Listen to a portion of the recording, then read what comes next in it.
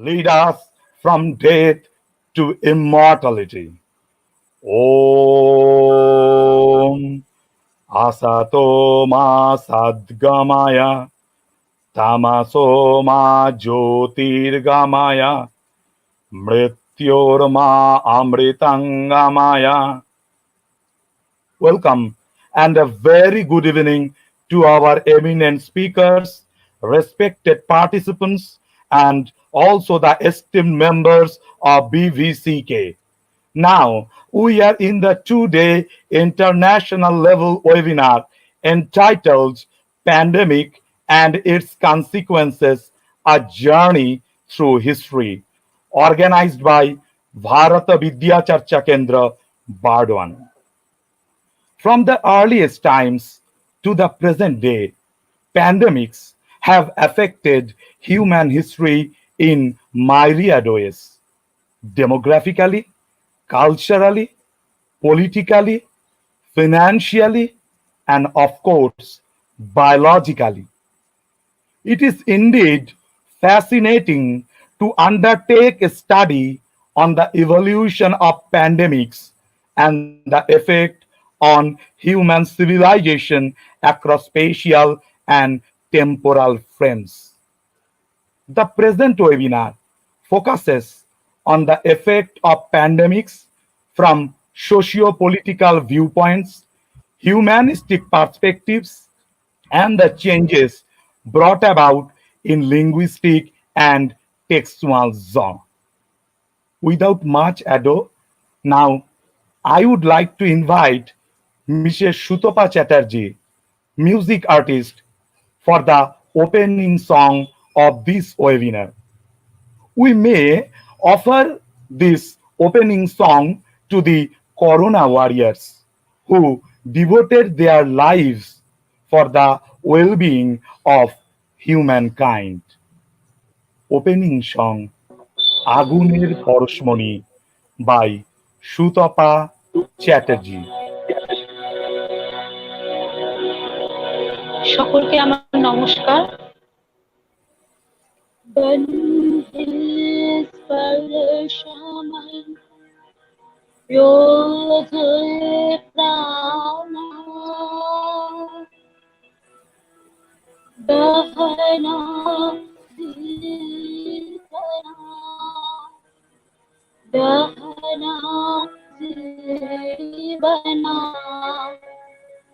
दहना जीवना दहना जीवना पुरुहि पावना बन्धि परशमनि योजुए प्राणा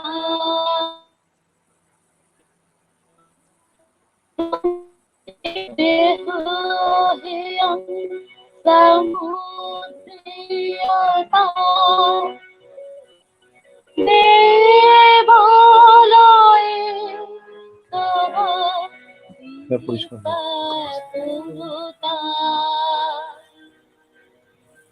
मम देहयं समुद्रियता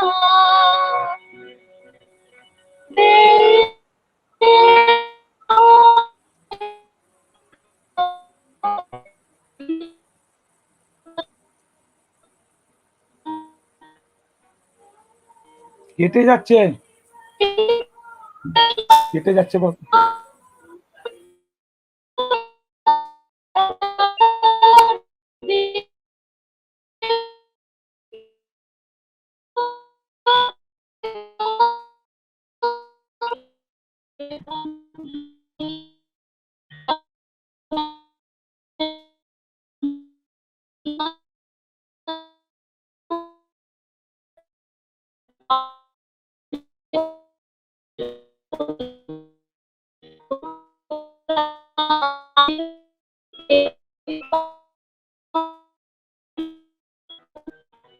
জীবন পূর্ণ করো জীবন পূর্ণ করো এ জীবন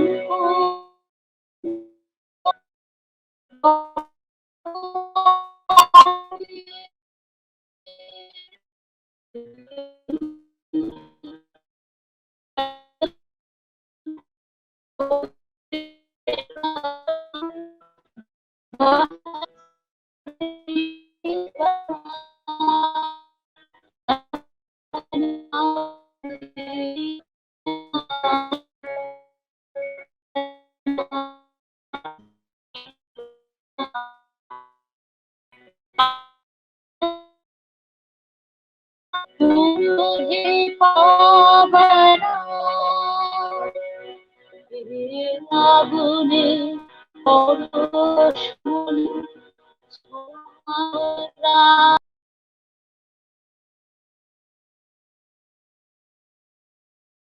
Your opening song. Now is the time for welcome address of this webinar. And I would like to invite Professor Rupendra Kumar Chattopadhyay, Vivekananda Chair Professor of Social Sciences and also the President of Bharata Vidya Charcha Kendra for the welcome address. Professor Chattopadhyay, now it is over to you, sir. Namaskar, uh, respected Professor Pavitra Sarkar, and pay my regard to Professor Sarkar. Uh, Today, uh, we are here for 2 days international webinars on pandemic and its consequences, a journey through history. The world currently seems to be in an extremely sorry state of affairs, with global pandemic taking a heavy toll of life on the one hand, and the consequent lockdown on the other, which already has had extremely grave socio-cultural and so as economic ramifications. This has once more made us a realization that even through clinical and medical considerations constitute an integral component of any pandemic analysis. Yet, socio-cultural and political understandings too stand out as a crucial points of inquiry. And as we stand amidst such unknown and inexperienced time, marked by tremendous uncertainties and fear, what better than to look back at history? It is in this context that I look forward to today's webinar, which in itself promises to look back at pandemics through a historical lens. There has been quite a number of discussions and deliberations on pandemics in the recent days, too many of which I myself have been a party to.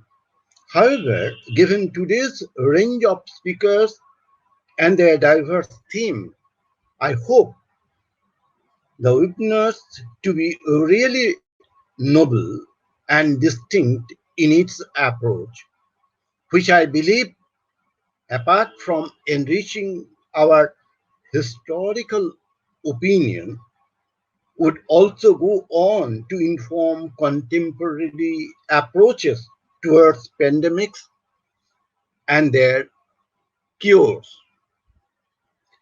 Here, I must mention that uh,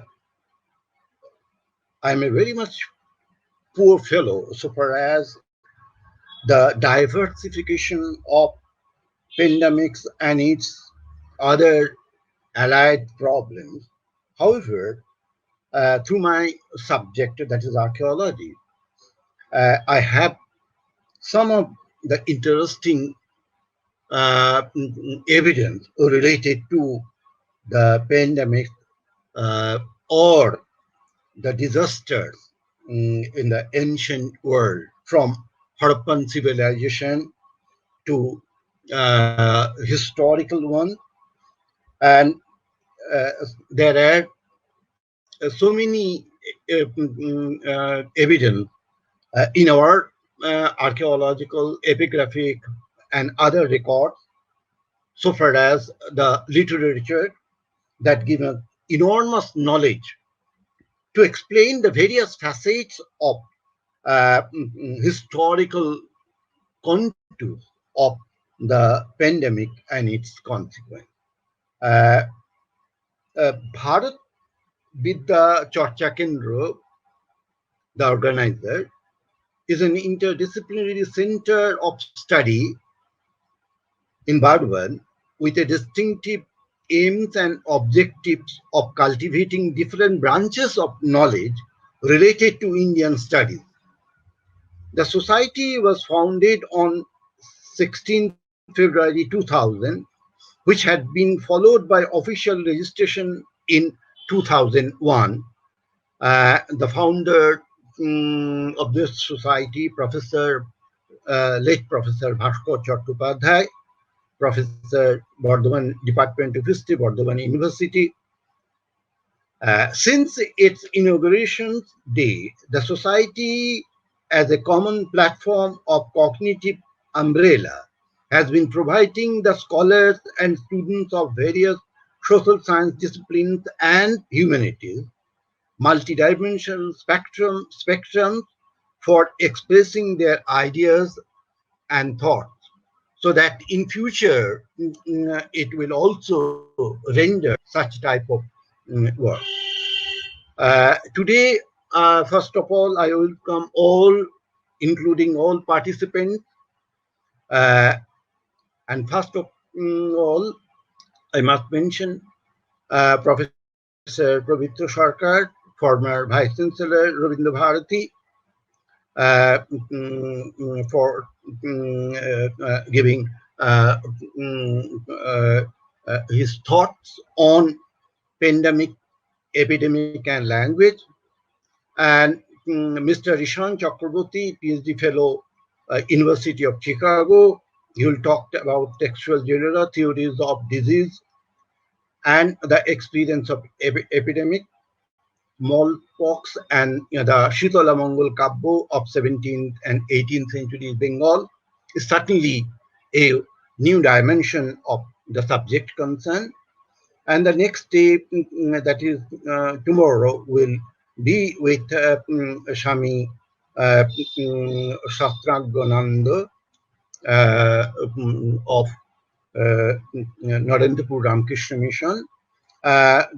He will talk on epidemics and the service of Ramakrishna Mission, a historical context. Professor Apurva Mukhopadhyay, former Bardhaman University and Netaji Institute of Asian Study, he focused on political culture around COVID-19, a non-medical approach. Sir, Professor Sarkar, really, I'm very fortunate to be here, and I hope through your participation will definitely enrich our knowledge about the journey through history, so that you have wide knowledge about the same. Many, many, many thanks to Shagnik and other organizers for giving me the chance to welcome you all. Namaskar. Uh, Now we are in the first technical session of this international webinar. We feel very much honored that in this current session, two eminent speakers are with us, Professor Pavitra Sarkar and Mr. Ishan Chakravarti from Chicago. At first, we introduce Professor Pavitra Sarkar. Professor Sarkar is former Vice Chancellor of Rabindra Bharati University, Kolkata. Besides a former administrator of a premier higher academic institute, Professor Sarkar is also a linguist, literary critic, actor, and theatre person, writer for children, associated with various aspects of performed culture, grammarian, and also a good singer of Robindra Sangeet. He was a Fulbright scholar from 1969 to 1975 at the University of Chicago. He is one of the notable academicians and, of course, a noted linguist in the international field. He has written 86 books so far and edited almost 64. Today, his title of discussion is Pandemic, Epidemic, and Language. Sir, kindly deliver your valuable lecture. Thank you very much, Shagnik, and I greet everyone present to listen to this webinar. And I particularly mention Ishan Chakravarti, who is from Chicago. I'm glad that he is from my former university, and I welcome him to this seminar. My topic will not travel back to the past, and I am not going to cover everything that happened in the past, particularly concerned with language. What I will do instead is to look at the kind of linguistic changes, linguistic manipulations that have been being done by people during this corona pandemic. Because, as Shakespeare has said through his Hamlet, it's words, words, words. And also, our own poet Rabindranath Tagore has said in his play Ochalayatam that Jagatra Shabdomoy, the world is full of words. In Bengali, Shabdo has two meanings. One is just sound, another is what we know in a grammar word, WORD. So we look to the world, we look at things, we look at what is happening through words, and we know what is happening around us through words. As I have seen that, as you all know, there are hundreds and thousands of words in a language. In English, there are about 800,000 words. In Bengali, not so much, but there will be about 200,000 words in our dictionary. In a dictionary that has not been yet written, the biggest dictionary in Bengali contains about 150,000 words. That is Gyanendra Mohan Das's Bengali Shabdakosh. But today, I am particularly concerned with a small segment of that, the words that are concerned with this corona pandemic. Of course, what we mostly face are words in English or international words because the kind of knowledge that comes from abroad, from China or from America or from Brazil, we live, uh, I mean, these pandemics lead us to a kind of international consciousness that we are not alone. A pandemic can attack everyone in the world, including us, and what that is what it has done. So knowledge of pandemic, knowledge of people's suffering knowledge of people fighting against it, and doctors, of course, doctors and the administrators fighting against this pandemic, they come to us mostly through English words. And you are by now quite familiar with these words. I'll come to them presently. But as you know, pandemics or epidemics are not new things in the world history.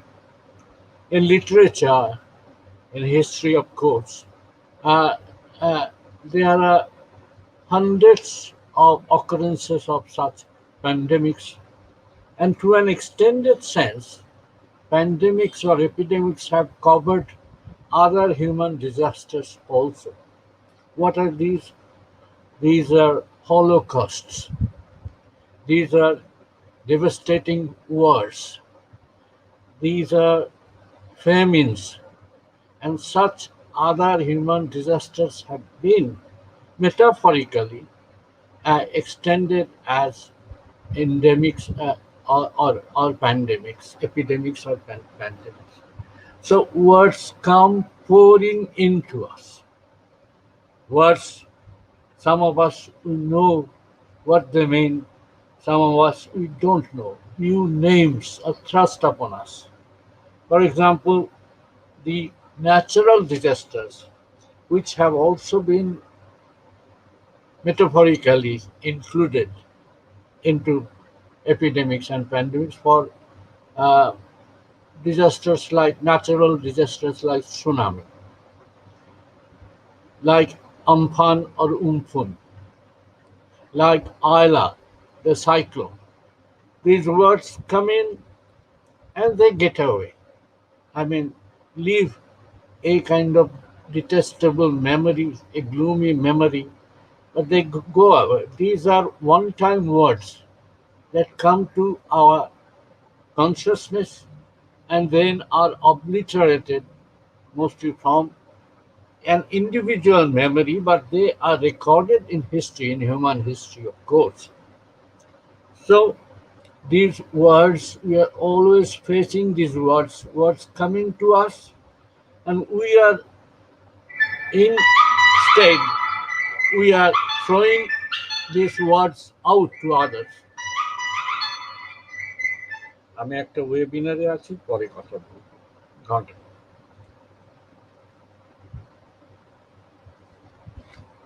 And we are to tackle these words, look at, understand what they mean to us as individuals, what they mean to us as societal beings, as members of the society. So, in literature, you know, from Sophocles' Oedipus uh, Rex, or in Shakespeare, Romeo and Juliet, or in Albert Camus, The Plague, or in other literature, in Bengali, for example, in Bankim Chandra's Ananda Math, you get the famine, ছিয়াত্তরের মন্বন্তর। In Sharatchandra Chattopadhyay, you know about the plague, and also you get the word quarantine for the first time, probably in Bengali literature. I don't know. Vivekananda had mentioned it earlier. Uh, in his travel to the West, Vivekananda mentioned quarantine. In Vibhutibhushan Bandyopadhyay's Asani Sanket, we have the famine. And in other several short stories, uh, like Syed Waliullah, Bengali author, he has an excellent short story on Bengal famine. There are hundreds of such instances. Literature records human destiny, human misery, human disasters. But I am not going into those historical facts. Excuse me. রজত শ্রমিকের সঙ্গে আমার কথা হয়েছে, তুই কথা বলে নিস। হ্যাঁ, ঠিক আছে। আমি একটা ওয়েবিনারে আছি, এর পরে কথা। So these words come in like Like, as you know, I mean, these words now jump up before our eyes, hit us. We don't know how to tackle them. Like this contagion, contamination, pollution, communication of disease, communicative disease, chickenpox, cholera, uh, encephalitis, famine fever, all those kinds of things, endemic, vaccine, antibodies, antiseptics, uh, trials of vaccines, all those things, and epidemic, pandemic, plague, pestilence, black death, marine, veterinary, from the veterinaries. All those words come to us and face us, throw a challenge to us. Look, understand us in order to exist, tackle us in order to exist. Of course, we are nobody to tackle them. There are doctors, there are other fighters in the area, there are scientists, there are laboratory technicians. All those people are in a struggling mood, are fighting against all these things that are facing us now, that are attacking us now. But we are also a party to this struggle, this fight. And there are several kind of fights we are fighting, many battlefields, not just one. For example, with this corona endemic, pandemic, not endemic, pandemic coming to us, our education has almost come to a standstill. So there is a side front, a front alongside how to educate our children, how not to stop this process of education. So this new emphasis on online education that has, I mean, come to the fore, and people everywhere are saying that online education. Otherwise, we didn't know what online education. Little know. Many people didn't know what online education was. But now it has occupied the center stage. That people go through online education or perish. That is the option. And that is the option many of us Indians can hardly afford that option because many don't have smartphones, don't have tower, don't have internet connection. So we are in a frenzy about what to do, about what to do. Now we are doing our bit. We are accepting what has been called social distancing. They say it is not a correct phrase. The phrase should have been physical distancing.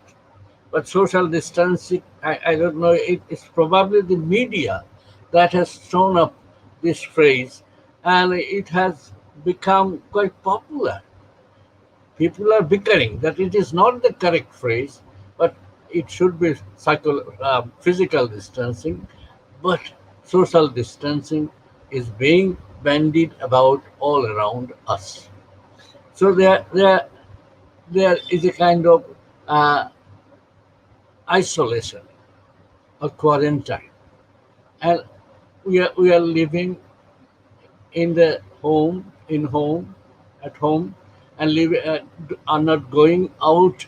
So outside, outdoors have become a no for us, and we are prohibited to mix with people, go to the market. There are containment zones. Before, containment was a political term before. America tried to contain China, so that the Vietnam War was a part of that containment. the Eisenhower doctrine of containment. But now containment has become here uh, in our urban living because of Corona. There are contained zones, and we could not move into that, or people cannot move out of that. That's a complete imprisonment of people there. So there are so many things for people who are in the performing arts. It has become once again a kind of isolated existence. They cannot perform on stage or perform on field. Players in the sports area, what are they doing? I, I, I think we are now living a kind of two-dimensional existence. One dimension we have been deprived of. What kind of two? We are, we are just uh, move, presenting ourselves as I am presenting here in the myself here in the webinar as a two dimension. I move, I talk, everything. I can do gestures, but I am not a living being. You cannot touch me. In the education also, people, students cannot poke at each other. A girl cannot pull the hair of another girl. A teacher cannot pat a boy. So this kind of social distancing has changed education. Education also have become two-dimensional and individualized. That we sit at our home, we have a smartphone or a laptop, and the teacher from her household, she teaches us, she disseminates whatever knowledge she has to the student, and privately alone, without any companionship of classmates, without any, I mean, environment of the classroom. He or she is taking lessons sitting at her or his home. So individualized and two-dimensional kind of existence we are now leading. And the performers also doing this. I can see, I mean, I have been witnessing various things that musical stories, musical programs are being given on online. Plays, theater, that are also being presented online. So that kind of existence, that is another battlefield where people are striving to survive to reach people. Society was once a place of bonds, bonded people together. So these are happening.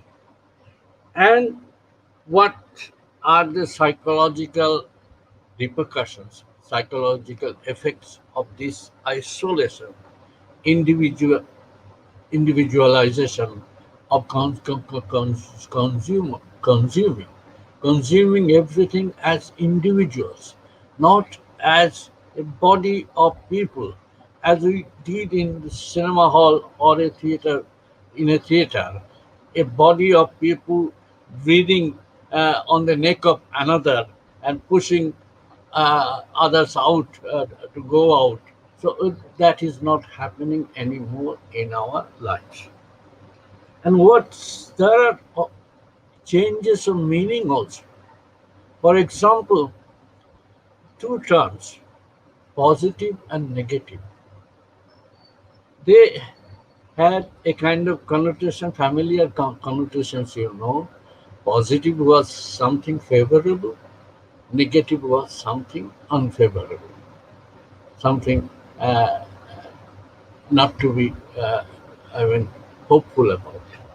But here, when a patient, a person is tested corona positive, my God, he or she becomes an untouchable in this society. Of course, doctors are doing their best, doctors and other health workers are doing their best, but positive has become a negative term now here. And negative has become a positive term because if you test negative, you are saved. You are back to the society, you are acceptable. But if you test negative, you are doomed. You are become an outcast. That kind of things are happening. And there is a kind of, our languages, languages outside English, particularly, I mean, what I say, dominated languages of the of this. There is no more a third world, but I use the term third world. Indian languages, for example, they are also fighting a battle of words. What are these? Now we get English words, and English words cannot be digested by ordinary Indian people who know little English. And here people try to coin new terminology, new terms. So if it is quarantine, uh, so a Bengali coinage is there, thrown out by the media, Nibhrito Bas. It is highly Sanskritic, Nibhrito Bas. A better option could be Khil Kuluk, which is more familiar, but Nibhrito Bas, we have created a new term, Nibhrito Bas. Mask had a Bengali term, mukhos, but now the new mask, a corona mask, has gone as mask. This has come, this has replaced the Bengali term mukhos, and now it has become mask. Mask pore beroচ্ছো to? Have you got mask on your face or something like that? So mask is now a Bengali word. So all these kinds of problems of manipulation, problems of tackling. These are, thrown upon us new challenges, and we have to take these challenges.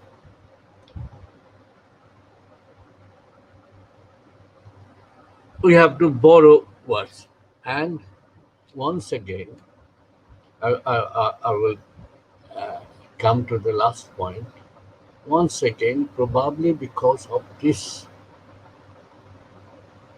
pandemic that affects the whole world, we have once again become an internationally conscious people, that we are not alone in this world. We are not alone. We are fighting a battle, a losing battle maybe for some time, and fighting various battles at various fronts. For example, the economic battle, the so called immigrant laborers. The new Bengali word has come up, Porijayi Stromik, Porijayi Stromik, immigrant laborers. Porijayi is a word for English migratory. We use that term for birds, birds that travels continents uh, to find a warm region. They fly from a winter climate. That Porijayi now it has become added, it has become an epithet for a laborer, migratory laborers who uh, travel from their home to distant areas in India and losing their jobs or fearing for their life that they may die of pandemic. They once again come back to their homes, often traveling hundreds of miles. And this Porijayi term has many implications. That they don't have jobs, they don't have enough to eat, They have to travel hundreds of miles. They often have to die on their way. That that kind of a poignant human meanings that come combined behind such words. So these words now become multivalent. They carry many meanings, not just a grammatical meaning, not just a dictionary meaning, but many human, deeply human meanings behind them. And we have come to live in a world surrounded by such words, new words, and see, these words are accept, absorb new meanings, and these meanings are often challenges to us. By tackling these meanings, by uncovering these meanings, we have to restructure our human existence in this country as well as elsewhere. Thank you very much. Thank you, sir. Your valuable speech sufficiently enriched us and opened up a new paradigm in the sphere of sociolinguistics. Thank you once again. Uh, no question from the participants end. So I proceed to the next speaker of this session. Our another distinguished speaker of this session is Mr. Ishan Chakravarti, PhD Fellow, the Department of South Asian Languages and Civilization in the University of Chicago. Let me introduce Mr. Chakravarti. Mr. Chakravarti was born in New Delhi but moved to the Texas at an early age, where he eventually went to college at the University of Texas at Austin. There he did his graduation and masters, focusing on literature in a variety of languages: Sanskrit, Greek, Hittite, Arabic, Hindi, and Urdu, as well as medieval and early modern culture in South Asia and Europe. After completing his masters, he moved to the University of Chicago for his PhD, which he is now finishing up. His PhD dissertation focuses on early Gaudiya Vaishnava texts in Sanskrit and Middle Bengali from 15th to 17th centuries. He has many important publications on medieval Bengali literature and society in various aspects. When I contact Professor David L. Carley, Emeritus Professor of Western Washington University, for this webinar purpose, he informed Mr. Chakraborty's name to me and also wrote, last summer, a group of scholars in US have done their research work on Shitola Mongol related to epidemic studies. And this group was led by Mr. Chakraborty. Today, his title of discussion is Textual Genre, Theories of Disease and the Experience of Epidemic, Smallpox and the Shitola Mongol Kabbos of 17th and 18th century Bengal. I once again invite Mr. Chakraborty for his valuable speech. Thank you so much. Is it audible? Audible, audible, Audible. Okay, great. Okay, audible, so audible. I will just start by reading the Okay, talk. okay. You heard the title. The paper is on the Shitola Mongol Kabbos. And section 1 I've titled is Performing an Analytic Separation on the Shitola Mongols' Theory of Disease. In what follows, I explore the treatment of medical knowledge and the theories of disease implicit in the early modern Bengali narratives about Shitola. In these texts, the various Shitola Mongol narrative poems, I find what, from a modern point of view, looks like an ambivalence about scientific knowledge and scientific theories of disease. The poems present, disseminate, and organize such medically relevant knowledge while also pointing to a dharmic account of dharmic theory of the origin of disease that, to us today, might seem to work against the scientific account. Furthermore, even as the poems expound a significant portion of the then current medical knowledge about smallpox, they are entirely silent on other aspects of the same, though we know that such knowledge existed. This is to say that the Shitola Mongol texts exhaustively and accurately discuss the symptoms of smallpox and the manner in which the disease proceeds on one's body, but that they remain silent about the treatment and prevention of smallpox, though we know that such methods existed then and were effective even prior to the vaccine. What this lapse might mean becomes clearer if we examine the textuality of the genre of the Mongol Kabbo and the historical context. Now, to be clear, what I've characterized as an ambivalence towards scientific knowledge about disease is really only an artifact of my analysis, an apparition in the texts only visible when seen from a modern perspective. A dharmic account of smallpox and a scientific account thereof are not really opposed in the texts as if they were two different understandings of smallpox. The two faces of this apparition are really one, and viewed from the perspective of the texts themselves, all of these features together form a single theory of disease. This theory ascribes an ultimate dharmic etiology to disease, but this does not mean that it cannot also enumerate the disease's symptoms and manner of attack in a way equal to those real people outside the text suffering in the text's contemporary world with smallpox. Strangely, from the modern perspective, all of this still does not prevent the text from withholding other medical information regarding the treatment of smallpox that would have been equally helpful to those people.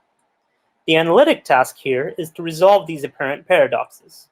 The point of viewing the text theory of disease from a modern perspective and provisionally characterizing the theory therein as ambivalent is, therefore, only to achieve a sort of self-conscious analytic separation that might help us today to get an intimate sense of a past way of thinking.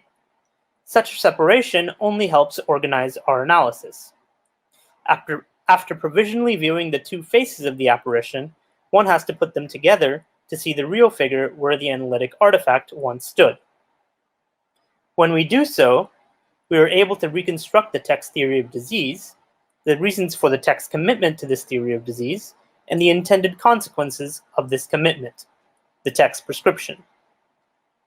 Section 2. A brief account of Shitola and an overview of the Shitola Mongol corpus. Shitola is neither the only nor the earliest epidemic goddess in South Asia. In the Tamil-speaking regions, her counterpart is Mariamman.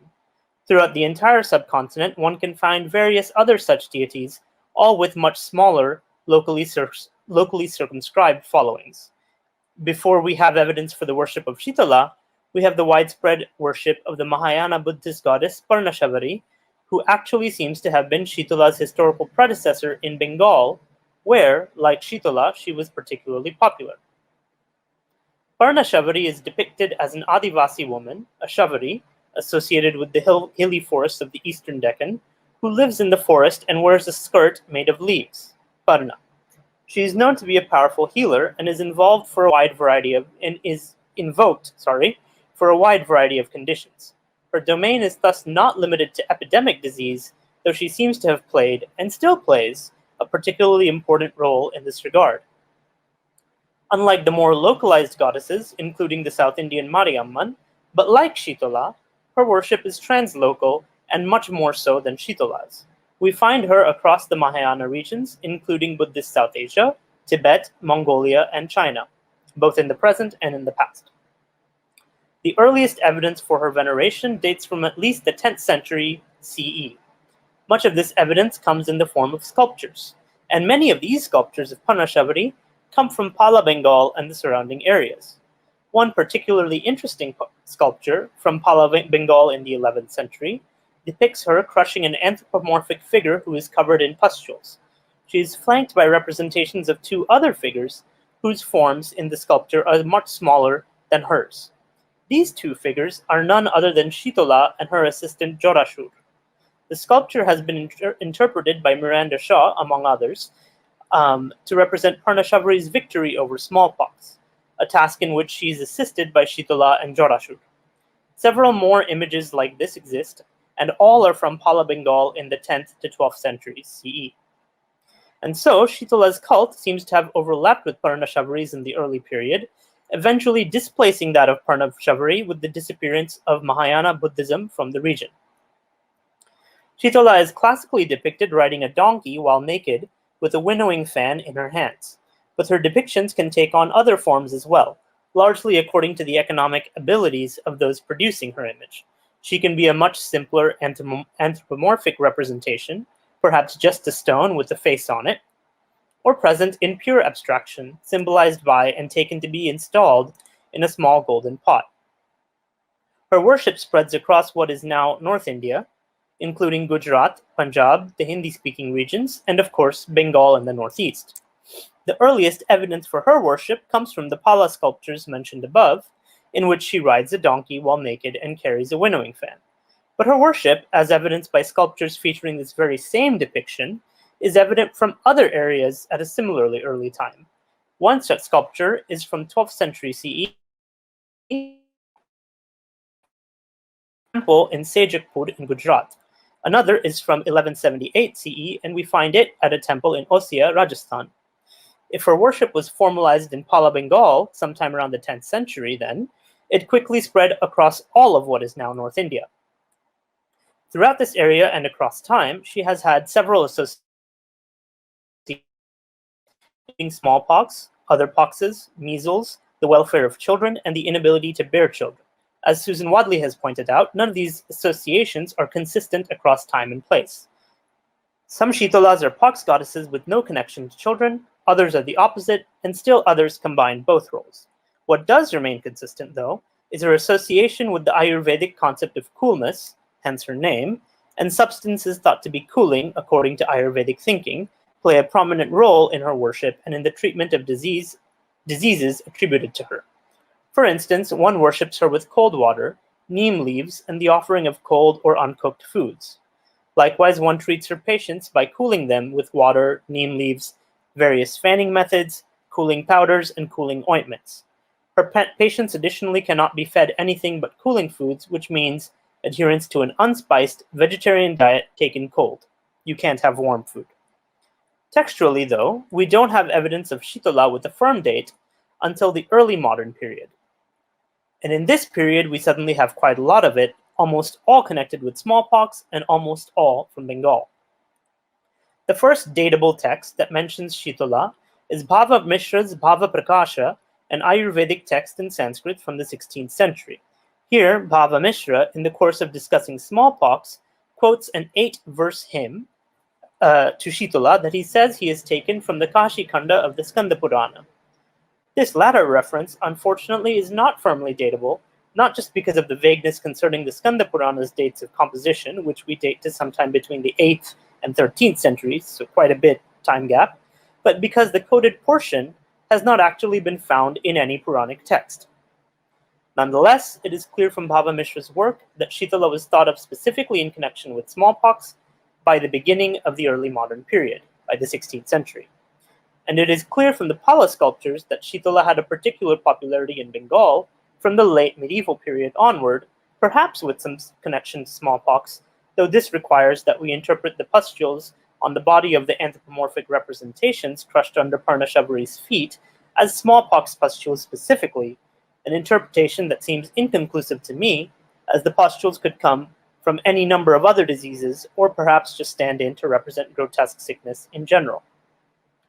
But between the Pala sculptures and Bhava Mishra's work, we have clear evidence of the theological and discursive conditions that help create the space for the largest outpouring of texts that we have about Shitola, the Shitola Mongols of the late 17th and mid-18th centuries, all from Bengal and all written in the wake of repeated smallpox epidemics in the region.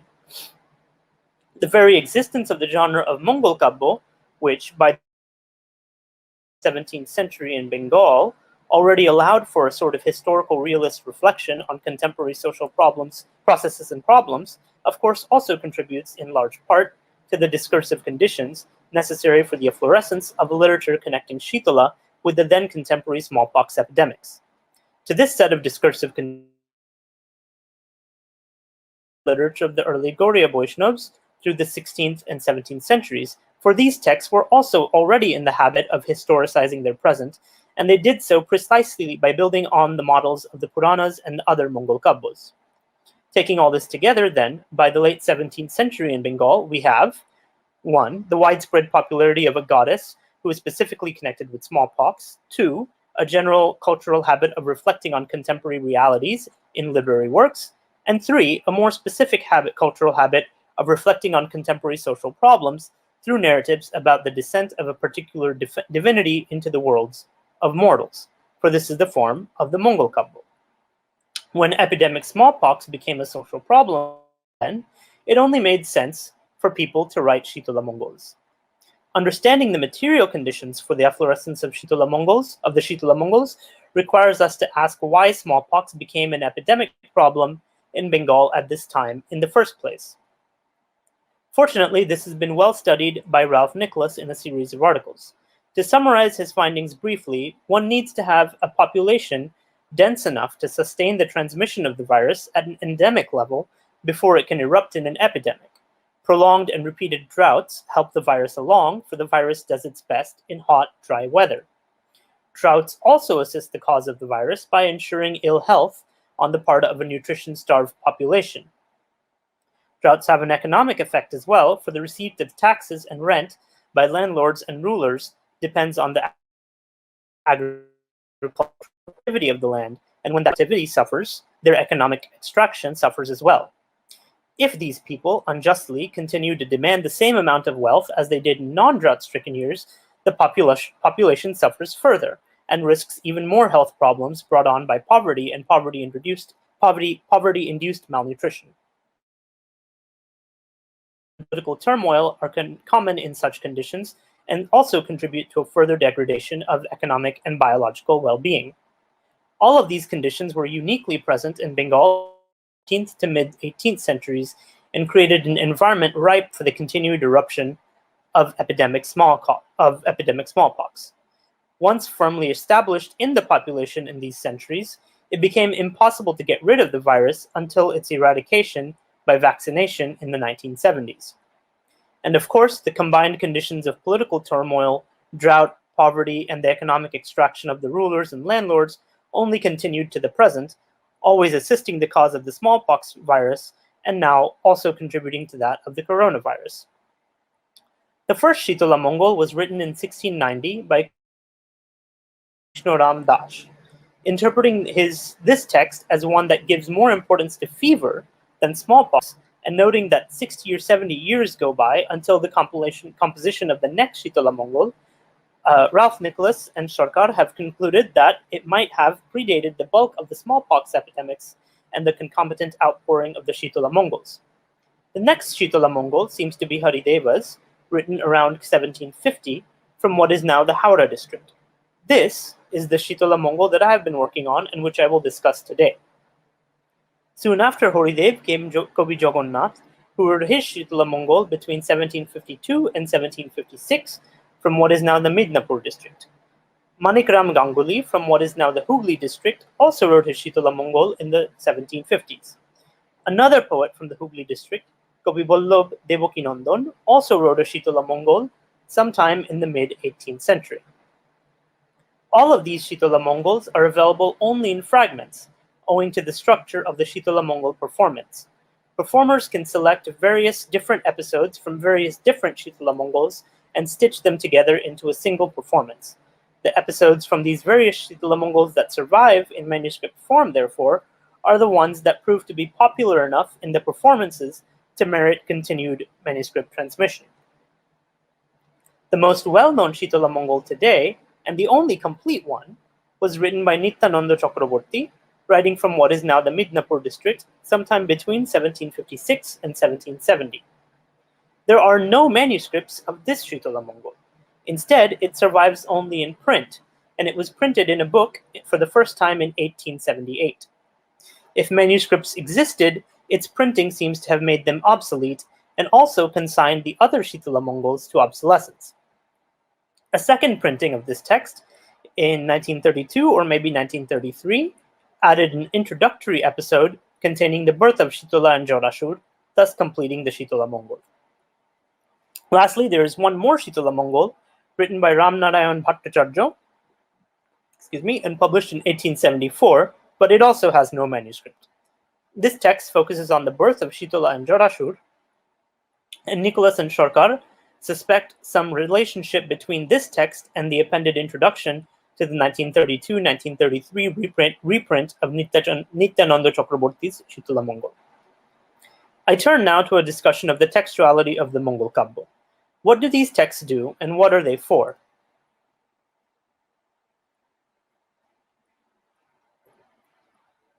How do the literary conventions of this form condition what can be said in it? A Mongol Kabbo is, as the genre's name suggests, performed to create auspicious conditions, Mongol, for its interlocutors. Each Mongol Kabbo is about one particular god or goddess and is performed as an act of worship toward this divinity.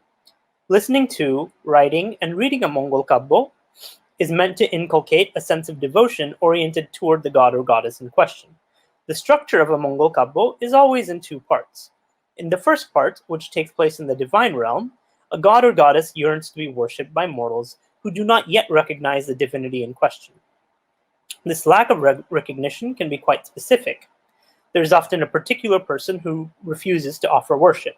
The divinity consults with other divinities and comes up with a plan by which to gain the requisite following on earth. In the second part, which takes place, the divinity descends to earth in an attempt to execute the plan. But of course, the plan is foiled, and the person or people in question still refuse to offer worship, and the deity is enraged. Plans and their successive failures follow episodically one after another, generating the plot. Eventually, the targeted mortals must be brought to a point of utter humiliation, at which point they have no option left other than to offer worship. As this abasement unfolds, chaos unfurls on earth, and social order is upset in various ways. When worship is finally offered, social order is restored, and the divinity undoes all the harm upon receipt of the promise of regular worship. The warning for the audience is that if regular worship is not offered, society will once again be destroyed. This sketch tells us about the literary conditions of the genre, and we will see how this shapes what can and cannot be said in the Shitola Mongols, and what the consequences of this might be. Now, Mongol Kabbos have often been discussed, at least in Anglophone scholarship, and particularly in the case of the Shitola Mongols, through the category of myth. In my view, this can be misleading, for it does little to shed light on what it is that the Mongol Kabbos really do for their interlocutors. Furthermore, this misses that Mongol Kabbos are not set in a mythic universe. Much of the action is historically located and happens on Earth. Of course, we know that these texts reflect on contemporary social and historical processes, but myth can do that as well. Rather, the historical and geographical location of these texts can be rather more precise. Haridevas' Shitola Mongol is set during Vikramaditya's reign in Ujjain, and most Mangala kavyas, including this one, traverse a rather particular and detailed geographical space familiar to their audience. I think we can do better than myth and have a more precise characterization of these texts. I suggest that they work more like pieces of historical fiction. They create analogous historical worlds for understanding the contemporary historical world. In these analogous historical worlds, the same general structural features and conditions hold as in the contemporary one, for otherwise the analogy between the Mongol Kabbos world and this one cannot work. This is quite unlike myth, and the difference needs to be emphasized. The Mongol Kabbos world is just as historically and socially conditioned as the contemporary world was thought to be to its interlocutors. In the perspective of these interlocutors, if something works a certain way in the Mongol Kabbos world, it will work the same way in the real one. This, of course, means, for instance, that if the Ujjain of the Mongol Kabbo is ruined by smallpox because its king, Vikramaditya, refused to worship Shitola, then same can happen to the world of Bengal around Horidev. But it also sets up the space for reflections of a more specific and nuanced sort, like discussions about taxes and their collectors, social and economic inequality, and malnutrition, all of which find some reflection in Haridev's text. The structural similarity of the Mongol Kabbo's world with the real one has an effect on the kind of historical and social exploration that the form makes possible for its interlocutors. It permits a sort of structural ethnosociology conducted through fictional narrative. This kind of understanding is, I hope, more helpful than the category of myth. With all this in mind, let me turn to an examination of Haridev's Shitola Mongol. Section 3 focuses on refusing to worship, the dharmic origins of disease. In discussing this text today, I focus on the portions that best help achieve what I've earlier called a provisional analytic separation of the text theory of disease into two faces, one oriented toward providing a dharmic etiology for the smallpox epidemic, and another oriented toward organizing and disseminating relevant medical knowledge. I will discuss the dharmic face first. In Haridev's Shitola Mongol, the story of the origin of the epidemic is as follows. Of the portion of the manuscript that is preserved, this portion comes near the very beginning. Shitola and her friend Hitika are together in the divine realm. Shitola asks Hitika if there is anyone on earth who has yet to offer her worship. Hitika responds that King Vikramaditya of Ujjayini only worships Shiva. Thus, he is to be the target of this Mongol Kabbo's plot. Hitika goes on to say that there are two brothers in Ujjayini, both very poor fishermen, named Mukunda and Murari. They fish in the Yamuna with a net. Hitika tells Shitola to go there, taking the form of a golden pot, and get herself caught in the brothers' net. When the brothers pick the pot out of the water, Shitola is to identify and tell them to worship her and offer them a boon in return. Upon seeing that they have received a boon, the king's guardsmen will arrest the two brothers. When the two brothers recollect Shitola from their fetters in jail, she will appear to them and help them out by burning the rest of the city, thus freeing them. This is Hitika's plan, and Shitola descends to the earth in the form of a golden pot in the Yamuna to execute it. The two poor brothers go fishing and are unable to catch any fish, which is typical for them. But suddenly they net the golden pot. Mukunda suggests taking the pot home and drinking water from it, but Murari thinks that they might as well throw it away and begins to do so when Shitola announces herself from the pot and offers a boon in exchange for her worship. The two brothers take the pot home and begin the puja. Shitola appears to them with much fanfare. The city is filled with the sounds of many musical instruments, all coming from the brothers' house.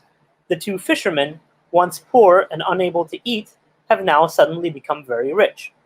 Hearing the noise, the king's guardsman gets suspicious. He sees that the noise is coming from the brothers' house and wonders how two poor fishermen could have become so wealthy overnight. He asks other citizens why there is such a noise, and the people tell him that it is because Mukunda and Murari are worshipping Shitola, who has appeared to them. The guardsman is angry upon hearing this and goes to the brothers' house.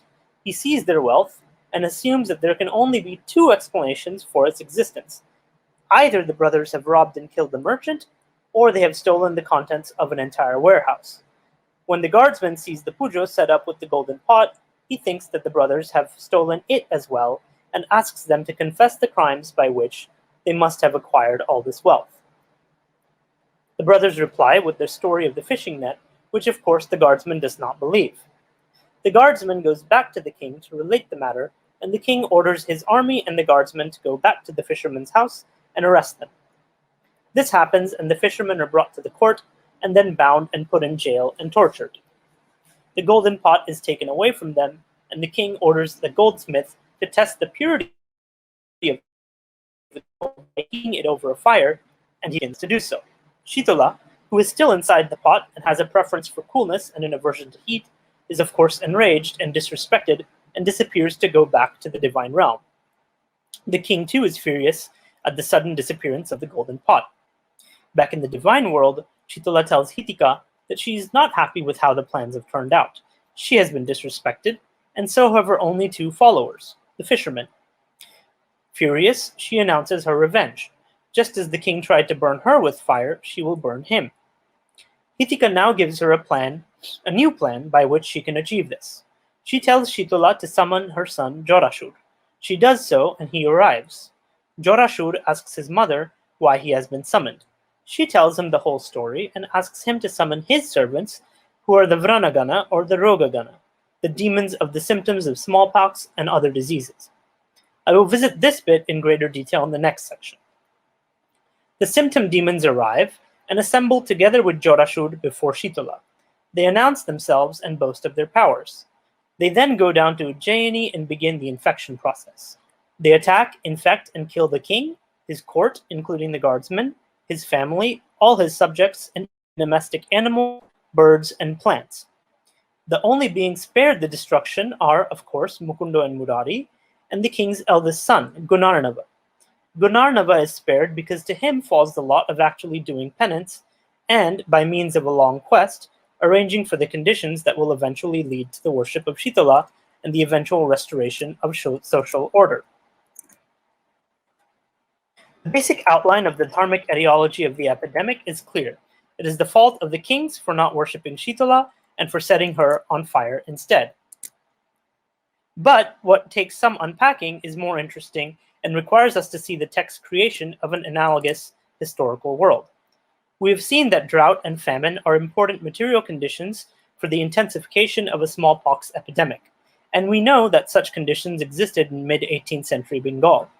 We also know, thanks to Nicholas and Shorkar's work, that there were changes to the river drainage system in western Bengal during the mid-18th century, resulted in even lower agricultural productivity and also an increased incidence of malaria. These conditions and their consequences are clearly explored by Haridev.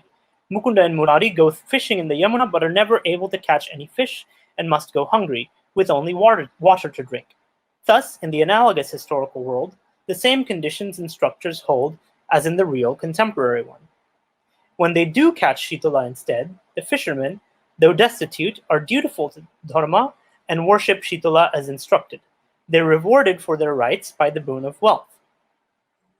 The king and his representatives can only see criminality in the acquisition of wealth by the poor, and as they are committed to sustaining a violent social order of inequality with themselves on top.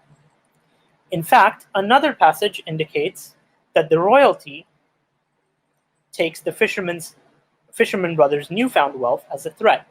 The king and his guardsmen discuss how this upsets the unequal social order and means that the brothers might just be able to buy themselves a kingdom and become kings themselves. Thus, the rulers seize the wealth, extracting it from the once poor, just as they have finally managed to overcome their drought-induced, famine-stricken conditions. Whereas the poor were dutiful to Dharma and refused Shitola's boon, the rich do and receive the opposite. In Haridev's analogous historical world, the blame for the epidemic is placed on the rulers, but the problem isn't just that they refused to worship Shitola. Rather, the problem relates a whole chain of associated mismanagements of the kingdom, a commitment to an overly extractive, unequal social order, a tendency to associate the poor with criminality, even when they are the ones carrying out the dharma properly, imprisoning and torturing them, and failing to provide for the populace in times of famine, drought, and changing waterways. The textual principle of the Mongol Kabbo requires that the same conditions hold in both the analogous and the real worlds, and, as we know, these in fact were the real conditions, and many of them continue to be real conditions in the present pandemic. I've said that the Mongol Kabbo's textuality allows for a sort of structural ethnosociology, and I hope this example makes it clear how powerful this technique can be. Haridev's critique is in fact quite bold, and perhaps it makes sense that in a feudal social order, such critique could only be voiced through the web of such tangled and complicated textualities.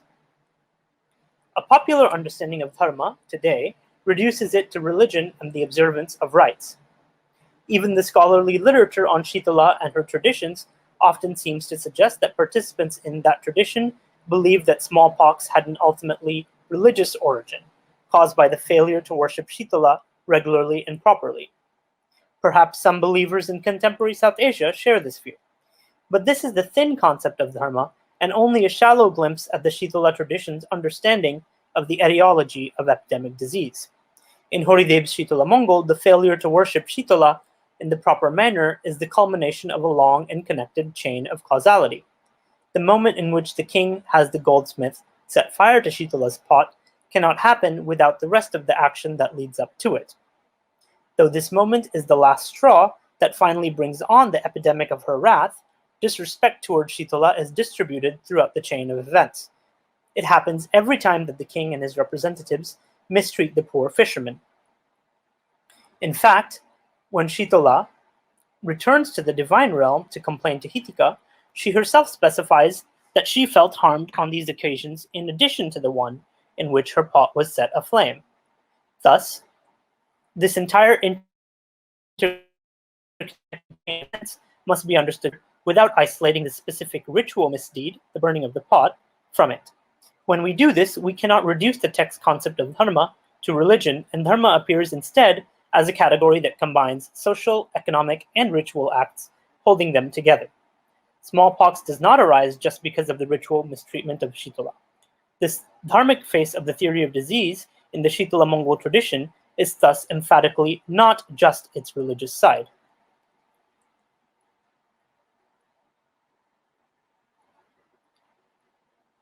Section 4. Narrative and the Organization of Knowledge, Smallpox and its Symptoms. I turn now to the other face of the text's theory of disease, as per my provisionally held analytic separation. What does Harideva do with medical knowledge? This question must be answered in two parts. The first looks at what he does talk about, the symptomology of smallpox, and the second examines what he leaves out, variolation and the treatment of smallpox. The Shitola Mongol organizes and disseminates medical knowledge about the symptomology of smallpox using the tools of narrative. It turns disease into a story, and, as with any story, one needs to know how to read it in order to decipher its meanings. This portion of the story picks up right where we left off. Once Shitola, under Hitika's guidance, resolves to take her vengeance on King Vikramaditya, she summons Jorashud and then has him summon the pustule demons in turn. They come, but before they race off to destroy Vikramaditya's Ujjayini, they assemble before Shitola. At this point, the narrator names each pustule demon and says a bit about each one. Following this, we return to the action. Shitola asks Jorashud and the assembled pustule demons to each take a turn boasting about their unique capabilities. Jorashud goes first, followed by the pustule demons. The second listing expands on the narrator's first one. After all this is done, they move on to Vikramaditya's Ujjayini. Much knowledge about the smallpox is encoded in this narrative. Note that each time Jorashud and the pustule demons appear in the text, Jorashud comes first. Shitola first summons him, and he then summons the pustule demons. When they boast, Jorashud again goes first, followed by the pustule demons. This sequence narrativizes the symptomology of smallpox, in which the infected person first experiences only fever for about 3 days before the body erupts in pustules of various forms. This is further nuanced in the second listing of the pustule demons, in which they boast of their powers. The boasts themselves individually describe the symptoms. They tell the Mongol Kabbo's interlocutors something about the severity of those symptoms, their seasonality, if any, their location on the body, and their effects on the body. Some cause blindness, others make it difficult to breathe, others cause itching, bleeding, and so on. The names of the pustule demons also organize medical knowledge. Each pustule demon is named after a type of fruit or vegetable. This is so because there is a visual, textural, or seasonal similarity between the particular fruit or vegetable and that particular type of pustule. Some are small and round, like lentils, mosur dal typically. Others are spiky, like jackfruit, and others ripen and burst in summer, like juicy melons. The word used is puti. Reproducing the entire list of names and qualities would be tedious and lengthy, as there are quite a few, but a few examples will suffice. The first demon to boast after Jorashud is one named Shirshul, whose attack feels like getting hit in the head, the Shir, with their spear, a shul, hence the name. Shirshul announces that his attack results in foaming at the mouth, dripping from the nose, and diminished eyesight. This demon is not a pustule exactly, but recall that both the words Bronogon and Roggon are used to refer collectively to the demons under Jorashud. So he is rather a further culmination of the initial fever represented by Jorashud.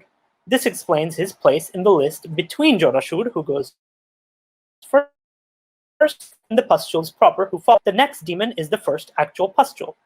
He is named Shripol, after the fruit of the Aigle marmelos. As Shripol says, the reason for his name is that he results in pustules that look like the fruit in question. He also specifies that he attacks the entire body.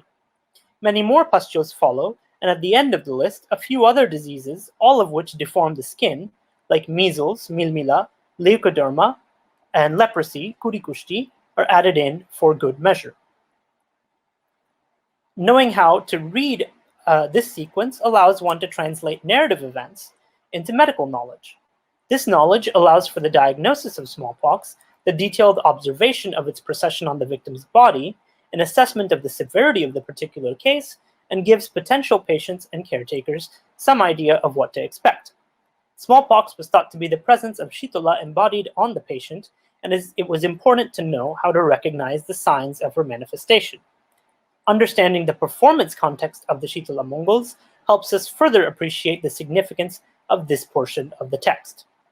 The Shitola Mongols were performed at large public gatherings, at the annual pujos of Shitola, which occurred at the beginning of the annual smallpox season at the cusp between spring and summer. Relating a story like this one, at such an event, organized necessary medical information into a memorable form for the audience and ensured the dissemination of this knowledge to all those that would need it in the coming summer months.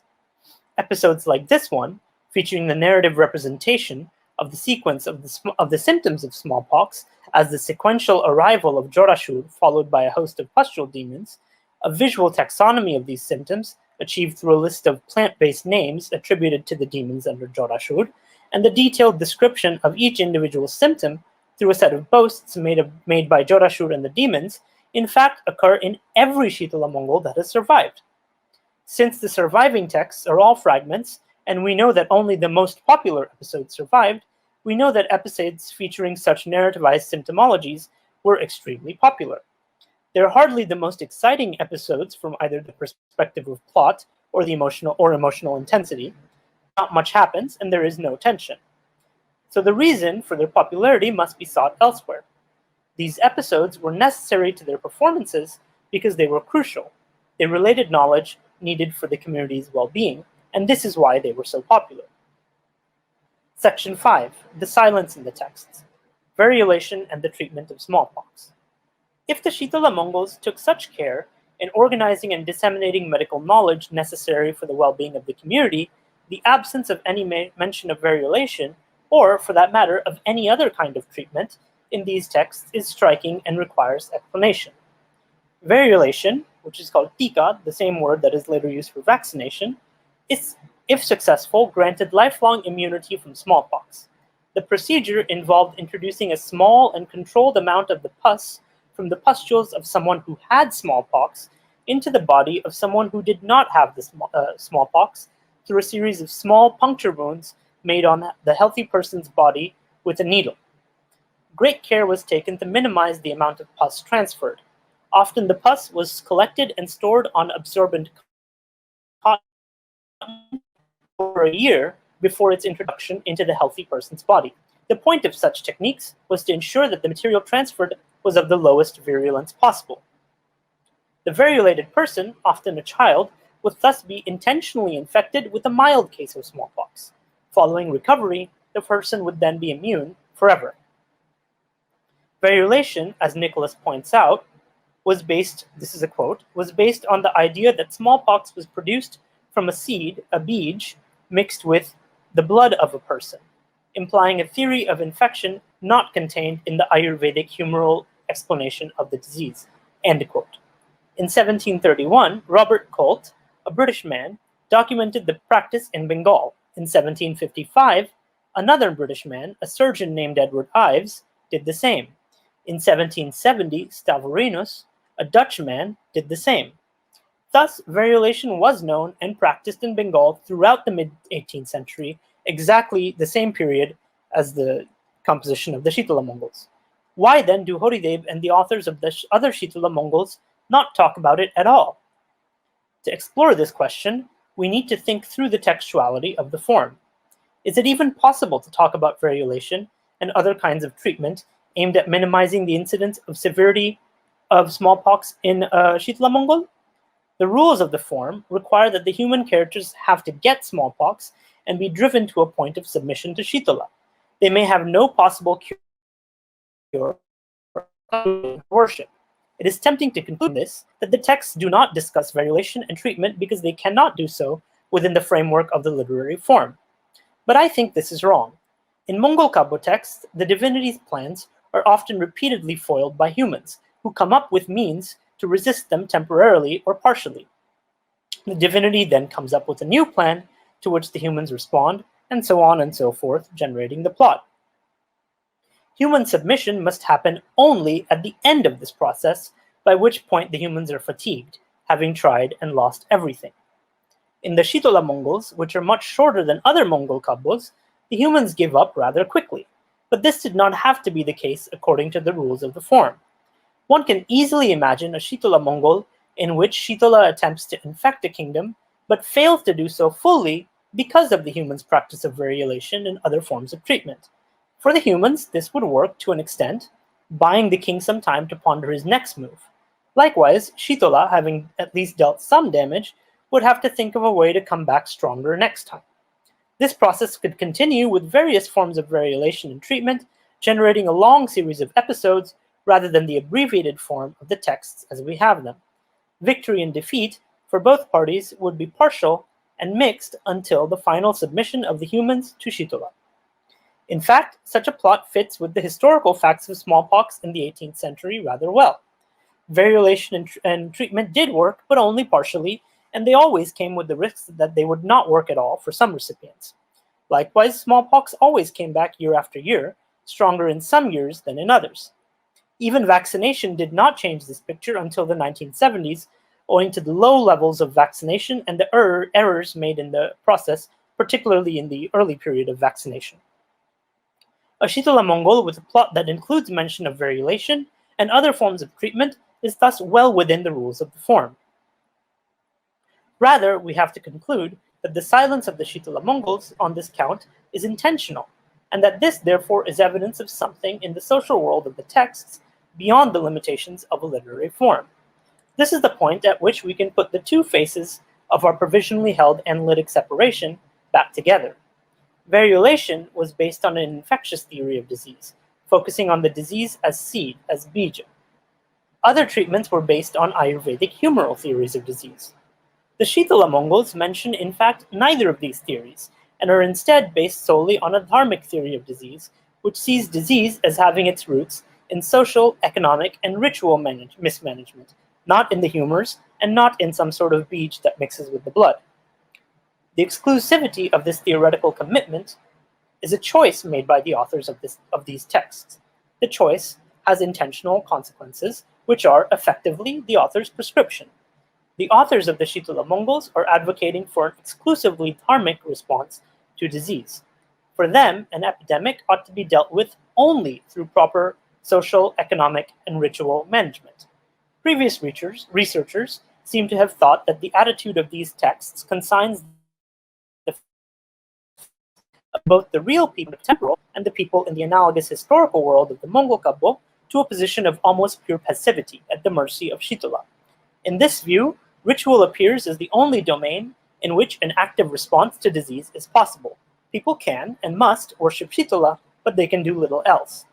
I think this is a misunderstanding caused by a misinterpretation that reduces dharma to ritual. I do not think that the authors of these texts offer quite so passive a prescription to their interlocutors. The opportunity for a proper restorative economic and social response, and even the possibility of a preventative economic and social policy, exists so long as it accords with a proper ritual response or policy as well. Nonetheless, this leaves little room for medical intervention or guidance in the form of treatments like variolation. It does not rule out medical knowledge, which, as we have seen, was organized and disseminated by these very texts. Medical knowledge, in the perspective of the Shitola Mongols, becomes oriented not toward curative or preventative intervention, but toward the observance of symptoms. One looks out for the signs of Shitola and treats them with respect as one would treat Shitola, for indeed they are her embodied presence. This is a medically passive position. We know that vaccination took quite a bit of time to take hold in Bengal precisely because of the worship of Shitola. People have felt that vaccination interfered with her domain and that it took up an active interventionist position where a passive observationist one was appropriate.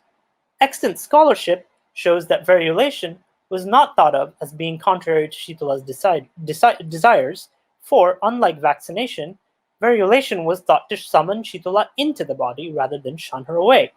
After all, variolation still gave the patient smallpox. Our current picture thus suggests that vaccination was seen as a problem by people in Bengal in the 19th and 20th centuries, but that variolation was accepted unproblematically since the 18th century.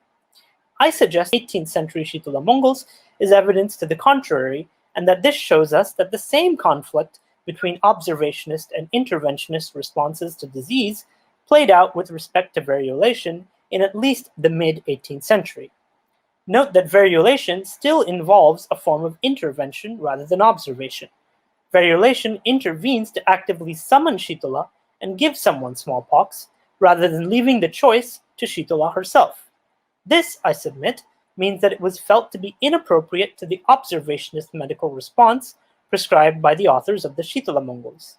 The prescription for them thus allowed ritual, social, and economic action, but denied medical intervention of any sort, opting for medical observation instead. Medical observation could be ritualized, as people would offer cooling substances to Shitola, both to the Shitola present in iconographic form and to the Shitola present in embodied form on the patient's body. But this was not thought of as a form of medically interventionist treatment. Rather, it was seen as a necessary ritual response, acceptable within a medically observationist prescription. Reading the Shitola Mongols in their context thus reveals that there was resistance to variolation in the 18th century as well as its acceptance. This reveals a world with several competing and conflicting theories of disease, a world in which different prescriptions were advocated for and articulated by different parties. We can now see the contours of a set of conflicts that played out in the response to epidemic smallpox in Bengal at this time. Thank you. Thank you, Mr. Chakravarti, for your valuable speech. Your valuable speech sufficiently Yes, thank you. enriched us and opened up a new paradigm in the sphere of Mongol Kabba. Thank you once again. Some questions from the participants sent. If you allow me, then I share this question to you. Yes. Question from Professor Anirban Banerjee. How are these Mongol Kavyas relevant in the age of Corona? Well, I had an introduction actually, which I deleted from this talk because it didn't make sense to me at the time, but this is perhaps the time to talk about it. It's very curious. Two temples right now in India, one in Kerala and one in West Bengal, I think in a place called Ishan Chakravarti, I'm not sure how it's pronounced, that are dedicated to two goddesses that their practitioners have called Corona Devi. So in Kerala, there's one temple to a Corona Devi. The murti of the goddess looks like the virus, it's circular with spikes. And the proshad, you can't come to the temple to receive it in person. You have to create an appointment, and then he gives it to you, in a socially distanced way. In Bengal, it's the exact opposite. The people are worshipping Shitola, they're worshipping Corona Devi, and they say that there is no murti because it's everywhere. And they are also not following social distancing at all because these worshippers don't seem to believe the medical theory of the disease. They think that Corona Devi causes the coronavirus, and the only way to get rid of it is by worshipping Corona Devi. Funnily enough, the neighbor of the place where they're doing the pujo is very upset because he says that this many people with masks should not be wandering around near my house. What is interesting, though, is that both the Keralan Corona Devi and the West Bengali Corona Devi, the priest of the temple and then the worshippers in the village in West Bengal, both have said that they trace the genealogy of their practice to the Shitola tradition. In the West Bengali case, they say that Corona Devi was created by Shitola, and that they are following basically the sort of Mongol Kabbo tradition in which they worship Shitola during the smallpox season to get rid of smallpox, and now they're worshiping Corona to get rid of coronavirus during the, well, we don't seem to have a season, it seems to be all year, but that's that case. So I find that the relevance of the Mongol Kabbo tradition is in fact basically direct in the case of people who think that their contemporary worship has something to do with the worship of Shitola. Also, I think it is just plain interesting to see how people in the past thought about their history. What was particularly striking here was to see how famine, drought, and economic mismanagement were recognized in the Shitola Mongol tradition and put into the story. And these are very much things that are happening now too. Another question from Ananda Bhattacharya. How can we relate Mongol Kabbo in the present context to combat the COVID-19? His another question: is there any provision of providing? Oh no, sorry, Shutapa. But how can we relate Mongol Kabbo in the present context to combat the COVID-19? I think it is possible, and that was one idea that I had with doing this research, is that it might help people to think about how to disseminate knowledge about COVID, particularly maybe in rural areas. During the vaccination period, Mongol Kabbo was not used like this because, like I said, the people in Bengal at least did not want to accept the vaccine.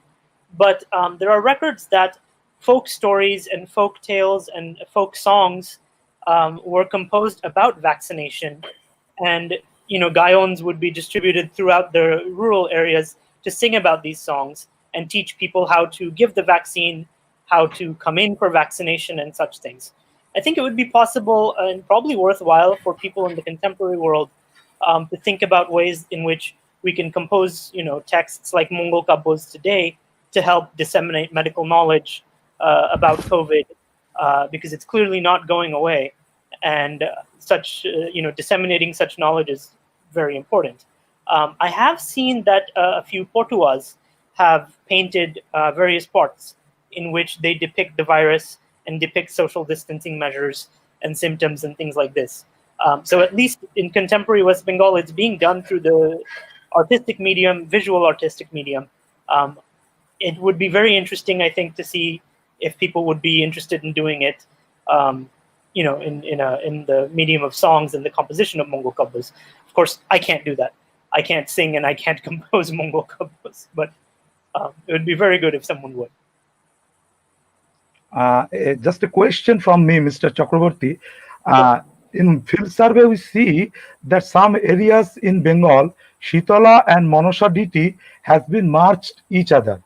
As per example, we see in Panchami Tithi, Shitola Panchami, and Manosha Puja has been also celebrated in the Panchami Tithi. Orondhan has been celebrated in that day.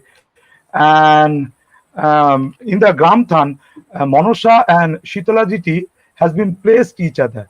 If you find the reason in your research, if you find some reason in your research, I have not uncovered anything with Monosha, any relevance to Monosha in the Shitola Mongols thus far.